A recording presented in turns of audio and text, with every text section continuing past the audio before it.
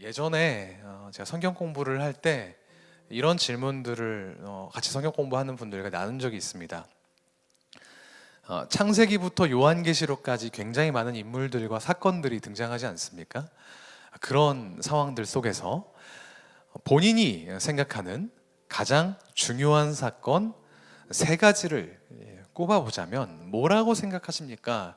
이런 질문을 드린 적이 있습니다. 아마 이 예배 함께 하시는 분들도 저와 같이 모임하다가 이런 질문을 들으신 기억이 나실 겁니다. 혹시 그렇지 않으시다면 한번 이 시간 생각을 해볼까요? 한 20초 정도 생각할 시간을 드리겠습니다. 창세기부터 요한계시록까지 중에 가장 중요한 세 가지 사건.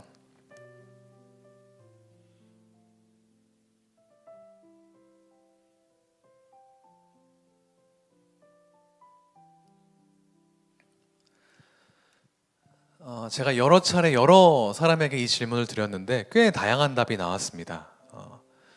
창세기에 나오는 창조, 출애굽, 광야 생활 40년, 그리스도의 십자가, 부활, 계시록에 나오는 심판까지 여러 가지 많은 사건들을 다들 손에 꼽으셨습니다. 여러분은 어떤 걸 꼽으셨나요? 누가 저에게 묻는다면 저는 세 가지를 꼽으려고 합니다. 그리스도의 성육신, 그리스도의 십자가, 그리스도의 부활. 복음이라고 하는 것은 이 세 가지 사건이 가리키는 한 가지 사실에서 출발합니다. 그 한 가지 사실은 무엇이냐? 예수 그리스도가 하나님의 아들, 곧 하나님이시라는 것입니다. 전통적으로 우리는 복음을 예수 그리스도로 인해서 죄사함을 받고 개인이 천국에 가는 것, 영생을 얻는 것, 그것을 알려주는 좋은 소식 정도로 이해하는 경향이 있었습니다. 요한복음 3장 16절을 모르는 크리스천은 없겠죠. 하나님 세상을 이처럼 사랑하사 독생자를 주셨으니 로 시작하는. 그리고 이 말씀 하나만 잘 믿으면, 외우면 그걸로 된 거다, 이런 얘기 알게 모르게 많이 들어보셨을 것입니다. 예수님께서 내 죄를 대신 지고 십자가에 오르셨다, 그 사실을 믿으면, 그분을 영접하면 내 죄가 용서받고 멸망치 않고 영생을 얻게 된다, 영원히 살게 된다, 천국에서. 그것만 알면, 그것만 믿으면 전부다, 이런 이야기 우리 많이 했었죠. 들었고요. 하지만 우리 삶을 돌아보면 그것만으로 충분했습니까? 아니요. 죄에는 반복성과 계속성이 있어서 우리가 지었던 죄 또 짓고 반복해서 연속해서 짓게 되는 모습, 여러분 이미 경험하시고 계시지 않습니까? 그리스도가 이미 해결해 주셨다지만 우리 죄는 똑같은 죄의 지음의 반복, 연속입니다.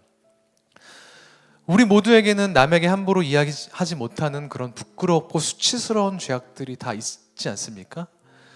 그것들을 계속해서 반복하는 모습들 우리가 질리게 많이 보아왔잖아요. 이런 상황에서 내 죄가 용서받았다, 그 사실 하나만을 붙들고 내 인생 전부를 거룩하고 성결하게 사는 것, 정결하게 살아가는 것은 여간 어려운 일이 아닙니다. 사실 불가능한 일이죠.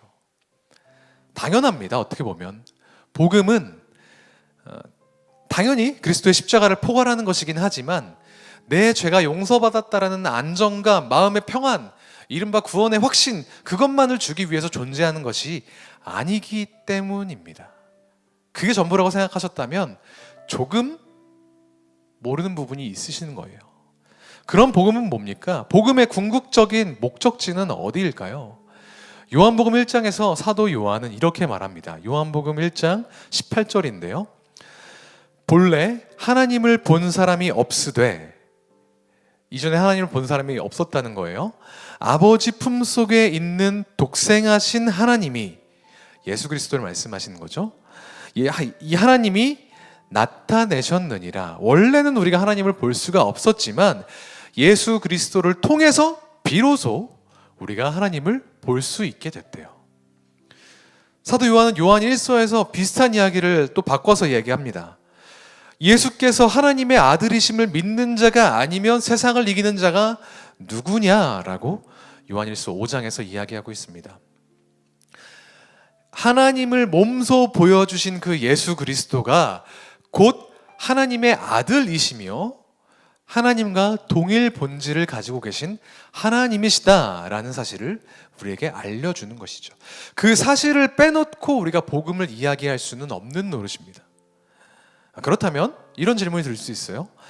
예수가 하나님의 아들이시라는 사실은 왜 중요할까요? 우리 시선을 잠깐 구약으로 돌려보겠습니다. 구약적인 지식이 있으신 분들은 바로바로 떠올려 주십시오. 복음은 이미 구약에서부터 선포가 꾸준히 되어 왔습니다. 하나님의 선택을 받았던 민족 이스라엘에게요. 하나님이 이스라엘과 온 세상을 다스리신다는 선포가 이스라엘에게는 복음이었습니다.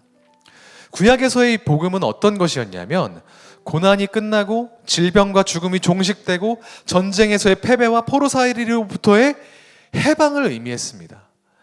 하나님이 안 계신 상황이 끝나고 하나님이 이제 우리와 함께 계신다는 사실, 하나님이 이제 직접 우리를 다스리신다는 사실, 저 이방에 알지도 못하는 잡신이 우리를 지배하는 것이 아니라 살아계신 하나님이, 아브라함, 이삭, 야곱의 하나님이 우리를 다스리신다는 그 사실, 그것을 선언하는 것이 바로 복음, 기쁜 소식이었습니다. 창세기에서는 에덴 동산을 비롯한 전 세계를 창조하신 이 우주를, 온 우주를 창조하신 하나님께서 그것을 창조하시고 다스리신다는 게 복음이었습니다. 조금만 뒤로 가면 위로의 아들 노아 시대에 죄악과 폭력이 만연한 이 세상이 하나님에 의해서 심판당하며 정화될 것이라는 게 복음이었습니다. 아브라함에게는 하나님께서 직접 케어하시는 복의 공동체가 출범했다는 것이 복음이었고요. 이삭과 야곱에게는 그 복의 공동체가 하나님의 케어 안에서 확장되었다는 것이 복음이었습니다. 출애굽기에서는 모세를 통해서 이집트의 온갖 신들과 파라오의 지배를 받는 억압이 끝나고 하나님이 직접 자기 백성을 챙기기 시작하셨다는 게 복음이었습니다. 가나안 정복 시대에서는 바알과 아세라, 몰렉 같은 신들이 아니라 하나님이 승리하신다는 그 승전보가 복음이었습니다. 이 민족의 억압이 끝나고 여호와의 보복의 날, 신원의 날, 해방이 있을 것이라는 소식이 구약 성경에서 복음이었습니다. 구약에서의 복음은 이렇게 다양한 모습으로 변주됩니다. 전쟁 중에는 여호와의 승리였다가, 환난 가운데에서는 부르짖는 자를 도우시는 하나님의 오른손이었다가, 악한 왕 아래에서는 공평과 정의가 되었다가, 이방 민족의 억압과 핍박에서는 구출, 구원이 되는 것이었습니다. 이 구약에서 말하는 복음은 한 문장으로 요약될 수 있는 것이죠. 하나님이 자기 백성을 다스리신다. 그리고 예수님이 오늘 본문인 마가복음 1장에서 이렇게 선언하십니다. 때가 찼다. 하나님의 나라가 가까이 왔다. 그 하나님의 나라가 우리 삶 가운데로 등장했다고 선포하십니다. 하나님 나라가 가까이 왔다는 것은 하나님의 다스리심이 멀지 않았다는 뜻이죠. 그때가 왔다는 겁니다. 누구를 통해서요? 예수 그리스도를 통해서요. 그리스도께서 십자가에 달리신 이유가 뭡니까? 우리 죄를 사하시려고. 히브리서 말씀에 따르자면 하나님으로부터 떠나버린 우리의 죄를, 우리를 그 피로 거룩하고 정결하게 하시려고, 베드로전서에 따르면 그의 백성으로 삼으시려고, 다스리시려고 십자가를 지셨다고 말하고 있습니다. 그럼 예수님 왜 부활하셨습니까? 로마서의 말씀대로 예수님께서 당신이 하나님의 아들임을 선포하시기 위해 사도행전에 말씀하신 대로 모든 사람에게 믿을 만한 증거를 주시기 위해서이지 않습니까? 그게 어떤 증거입니까? 그리스도가 하나님의 아들이시라는 것, 그리스도가 하나님이시라는 증거 말입니다. 구약의 창세기에서부터 쭉 자기 백성을 다스리셨던 하나님이 예수 그리스도를 통해서 오늘 본문 가운데 우리를 다스리려 하신다는 그 증거를 주신 것입니다. 그리스도의 십자가와 부활, 그 궁극적인 목적이 무엇이라고요? 하나님께서 우리를 다스리기 위함이라고요. 그리고 그 일을 위해서 예수 그리스도가 이 땅 가운데, 우리 삶 가운데 오셨습니다. 본격적으로 우리를 자기의 백성 삼아서 다스리시기 위해서요. 오늘 본문이 예수님이 가장 먼저 선포하신 복음이라는 것이 그래서 중요합니다. 구약에서부터 쭉 이어지던 그 하나님의 통치가 당시 신약시대의 이스라엘 백성에게, 그리고 이 땅 가운데 지금 우리 삶에 이식된다는, 연장된다는 강력한 선포가 예수님의 공생애와 십자가와 부활을 관통하는 것이기에 그렇습니다. 새로운 시대가 열렸습니다. 이전에는 아브라함과 모세를 통해서, 사무엘과 같은 사사를 통해서, 다윗과 같은 왕을 통해서만 간접적으로 다스리셨던, 이 땅 가운데 개입하셨던 하나님이 직접 등장하셔서 이 땅을 다스리시겠다고 선언하신 것이 바로 오늘 본문의 말씀인 것입니다. 그렇기 때문에 크리스마스는 하나님 나라 백성된 사람들의 광복절입니다. 한국인으로서 우리는 일제 36년 치하 그 치욕이 끝나고 그 난 다음인 8월 15일을 기뻐합니다. 하지만 크리스천으로서의 우리는 죄악이 지배하던, 악한 영이 통치하던 시대가 끝이 나고 하나님이 직접 다스리겠다고 명확하게 선포하신 12월 25일 성탄절을 그래서 기뻐하는 것입니다. 선물이나 산타나 연말의 그 따뜻한 분위기, 가족과 함께하는 그 순간 때문이 아니라요. 그리고 예수님은 곧 그 새로운 시대에 걸맞는 책무를 우리에게 가르쳐 주십니다. 회개하고 복음을 믿어라. 회개는 단순히 내가 과거에 지었던 죄악들에 대해서 후회하거나 죄를 뉘우치는 정도에서 그치는 것이 아닙니다. 어떤 것이냐면 이전에 살아왔던 삶의 방식, 생활 패턴들을 해체하고 이전과는 새로운 삶의 양식을 받아들이는 것, 이전과는 완전히 다른 삶을 살기로 결단하고 그렇게 살아내는 것이 회개입니다. 하나님의 개입이 없었던 그 순간에, 하나님이 아닌 다른 것들이 다스리는 그 시대에 그 트렌드에 우리의 가치관과 사상을 맞춰가면서 타협하면서 살았던 그런 삶이 아니라, 우리와 직접 함께 계셔서 직접 다스리시는 그 하나님의 뜻에 합당한 가치관으로, 그 생각으로 삶을 재조정하는 것이 회개입니다.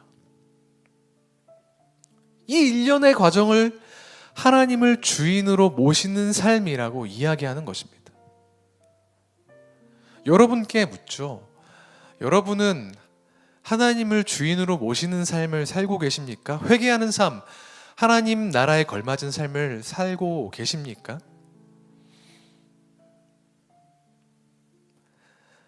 (1945년 8월 15일에) 덴노라고 불리는 일왕은 무조건적인 항복을 선언합니다. 그 항복 선언과 함께 많은 사람들이 광장으로 나와서 태극기를 흔들면서 만세를 부르며 환호했다고 우리는 그렇게 알고 있지만, 사실 8월 15일 그 순간에 그런 일이 일어나지는 않았다고 하더라고요. 항복 선언이 라디오를 통해서 나오기는 했지만 대부분의 사람들은 그게 무슨 말인지 그 의미를 정확하게 파악하지 못했다고 합니다. 그렇게 하루가 지나고 다음 날 독립운동가들이 서대문 형무소에서 석방되는 걸 보면서 뭔가 변했구나, 광복이 왔구나, 그때야 비로소 깨닫고 집에 숨겨놓았던 태극기를 꺼내서 광화문 내거리에 모여 만세를 불렀다고 그렇게 역사가들은 이야기합니다. 때때로 우리의 모습을 보면 우리의 모습도 45년 8월 15일에 멈춰 있는 것처럼 보일 때가 있습니다. 그리스도의 탄생으로 시작된 그 하나님 나라를 맞이했는데 잘 몰라요. 이전과 똑같이 하나님을, 그리스도를 주인으로 여기지 못하는, 이른바 회개하지 못한 삶의 모습들을 보이죠. 우리의 삶은 8월 15일입니까? 8월 16일입니까? 이것을 정확하게 가르는 분수령이 여기에 있습니다. 바로 크리스마스인데요. 크리스마스를 의미 있게 보내는 여러 가지 방법들이 있을 겁니다. 지금처럼 수요필 워십을 함께 하는 것일 수도 있고요. 사랑하는 가족과 함께 한 해를 마무리하며 보내는 것일 수도 있고, 감사를 전하고 싶은 사람에게 카드와 선물을 나누며 따뜻한 마음을 나누는 것도 의미가 있겠죠. 하지만 크리스마스의 본질적인 의미인 하나님 나라의 등장을 기억하는 것, 한 해를 돌아보면서 우리의 삶에서 하나님의 뜻에 맞지 않는 회개해야 할 것들을 돌아보고 하나님의 뜻에 맞게 재조정하며 우리의 삶이 하나님 나라에 합당한 삶이 되도록 결단하는 것, 그것이 진짜 크리스마스를 맞이하는 하나님 나라의 백성의 태도가 아닐까 합니다. 부디 저와 여러분이 그 나라에 합당한 백성의 삶을 이번 크리스마스를 통해서 이뤄내실 수 있기를 주님의 이름으로 축복합니다.